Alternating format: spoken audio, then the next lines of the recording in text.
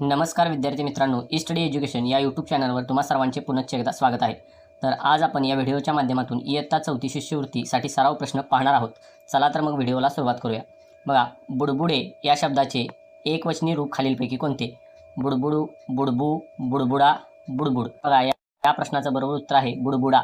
बुडबुडा हे एकवचनी रूप आहे आणि बुडबुडे हे अनेकवचनी रूप आहे। पुढचा प्रश्न, त्याने पाण्याच्या बादलीत साबणाचे तुकडे टाकले या वाक्यातील सर्वनाम कोणते? पर्याय, त्याने पाण्याच्या बादलीत टाकले। तर बघा, या प्रश्नाचं बरोबर उत्तर आहे पर्याय क्रमांक 1, त्याने। तर बघा, आपण नामाच्या ऐवजी जो शब्द वापरतो त्याला मराठी व्याकरणामध्ये सर्वनाम असे म्हणतात। तर बघा, या उदाहरणामध्ये आपण जर हितगृहीत धरलं, अमितने पाण्याच्या बादलीत साबणाचे तुकडे टाकले असे वाक्य असेल तर आपण अमितच्या जागी त्याने हा शब्द वापरला तर त्याने हे सर्वनाम होतं, म्हणून या वाक्यातील त्याने हे सर्वनाम आहे। बघा, पुढचा प्रश्न, हवेत रंगीबेरंगी बुडबुडे तरंगू लागले या वाक्यातील विशेषण कोणते? हवेत रंगीबेरंगी बुडबुडे तरंगू। तर बघा, विशेषण आपण कशाला म्हणतो तर नामाबद्दल विशेष माहिती सांगणारा जो शब्द आहे त्याला आपण विशेषण असं म्हणतो। तर बघा, पर्यायांपैकी हवेत रंगीबेरंगी बुडबुडे आणि तरंगू या शब्दांपैकी रंगीबेरंगी हा जो शब्द आहे तो बुडबुडे विषयी विशेष माहिती सांगतो, म्हणून या वाक्यातील विशेषण आहे रंगीबेरंगी। बघा, पुढचा प्रश्न, बादली या शब्दाचे अनेकवचनी रूप ओळखा। तर बघा, बादल्या, बादली, बादले, बादल्या। तर बघा, या प्रश्नाचं बरोबर उत्तर आहे बादल्या। एक बादली, अनेक बादल्या।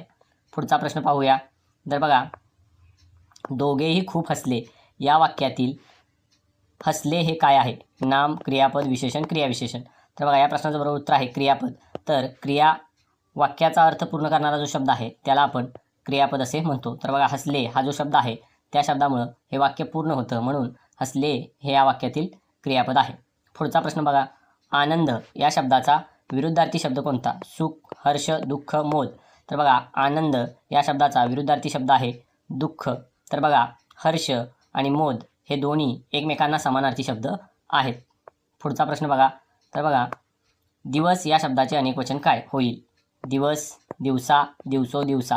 तर बघा, या प्रश्नाचं बरोबर उत्तर आहे दिवस। तर बघा, आपण काय म्हणतो, मी एक दिवस शाळेला गेलो नाही असं आपण म्हणतो, त्यावेळी आपण एकवचनामध्ये दिवस हाच शब्द वापरतो। आणि आपण म्हणलं मी 5 दिवस फिरायला गेलो होतो, तर अशा वेळीसुद्धा अनेकवचनातसुद्धा आपण दिवस हाच शब्द वापरतो, म्हणजे दिवस या शब्दाचं एकवचन आणि अनेकवचन दोन्ही सारखं आहे। पुढचा प्रश्न पाहूया। विवानने हलकी फुंकर मारून हवेत बुडबुडे उडवले या वाक्यातील हलकी हे कोणाचे विशेषण आहे? विवानचे, फुंकरचे, बुडबुड्यांचे, हवेचे।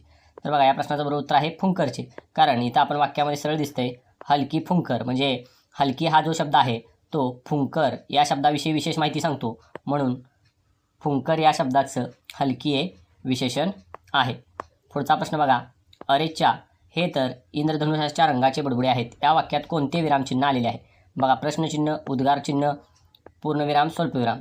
तर बघा, प्रश्नचिन्ह काय या वाक्यात आलेलं नाही आहे, उद्गारवाचक चिन्ह या वाक्यात आलेलं आहे, पूर्णविराम आलेला नाही, स्वल्पविराम आलेला नाही, म्हणून या प्रश्नाचं बरोबर उत्तर आहे पर्याय क्रमांक बी, उद्गारवाचक चिन्ह। पुढचा प्रश्न बघा, तुकडा या शब्दाचे अनेकवचन किंवा अनेकवचनी रूप खालीलपैकी कोणते? तुकडे, तुकडी, तुकड्या, तुकडं। तर बघा, या प्रश्नाचं बरोबर उत्तर आहे तुकडे। तर बघा, त्याने कागदाचा एक तुकडा कापला आणि आपण म्हणलं त्याने कागदाचे अनेक तुकडे केले, म्हणजे तुकडा या शब्दाचं अनेकवचनी रूप आहे तुकडे। बघा, पुढचा प्रश्न, दोघांनी मिळून 100हून जास्त बुडबुडे तयार केले या वाक्याचा काळ ओळखा। वर्तमान काळ, भविष्यकाळ, भूतकाळ, अपूर्ण वर्तमान काळ। तर बघा, दोघांनी मिळून 100हून जास्त बुडबुडे तयार केले, म्हणजे बुडबुडे तयार करण्याची क्रिया ही पूर्ण झालेली आहे, म्हणून हे जे वाक्य आहे ते भूतकाळी वाक्य आहे। पुढचा प्रश्न, हात या शब्दाचा समानार्थी शब्द खालीलपैकी कोणता नाही? कर, हस्त, पाणी, पद। तर बघा, कर हा हाताला समानार्थी शब्द आहे, हस्त हा हाताला समानार्थी शब्द आहे, पाणी हा हाताला समानार्थी शब्द आहे आणि पद हा हाताला समानार्थी शब्द नाही, म्हणून या प्रश्नाचं बरोबर उत्तर आहे पर्याय क्रमांक डी, पद। पद म्हणजे पाऊल असा पदचा समानार्थी शब्द आहे। बघा, पुढचा प्रश्न, बघ हा मोठा बुडबुडा मी तयार केला या वाक्यातील मोठा या शब्दाचा विरुद्धार्थी शब्द कोणता? लहान, छोटा, विशाल, लांब, उंच। तर बघा, मोठा या शब्दाचा विरुद्धार्थी शब्द आहे लहान किंवा छोटा, म्हणून पर्याय क्रमांक 1 हे याचं बरोबर उत्तर आहे. पुढचा प्रश्न आपण बघूया. चमचमणारे हा शब्द व्याकरणदृष्ट्या काय आहे? तर बघा, व्याकरणदृष्ट्या चमचमणारे हा शब्द नाम, क्रियापद, विशेषण, सर्वनाम. तर बघा, चमचमणारे हा जो शब्द आहे तो विशेषणाचं काम करतो, कारण आपण म्हणलं चमचमणारे तारे, तर अशा वेळी चमचमणारे हा जो शब्द आहे तो ताऱ्याविषयी विशेष माहिती सांगतो, म्हणजे तो विशेषणाचं काम करत असतो. बघा, पुढचा प्रश्न आहे. आज आपण बुडबुडे तयार करूया का? हे वाक्य कोणत्या प्रकारचं आहे? विधानार्थी, प्रश्नार्थी, उद्गारार्थी, आज्ञार्थी. तर बघा, आज आपण बुडबुडे तयार करूया का, म्हणजे इथं सरळ सरळ प्रश्न विचारलेला आहे, म्हणून हे जे वाक्य आहे ते प्रश्नार्थी आहे, म्हणून या प्रश्नाचं बरोबर उत्तर आहे पर्याय क्रमांक बी, प्रश्नार्थी वाक्य. पुढचा प्रश्न बघा. अंगण या शब्दाचे लिंग ओळखा.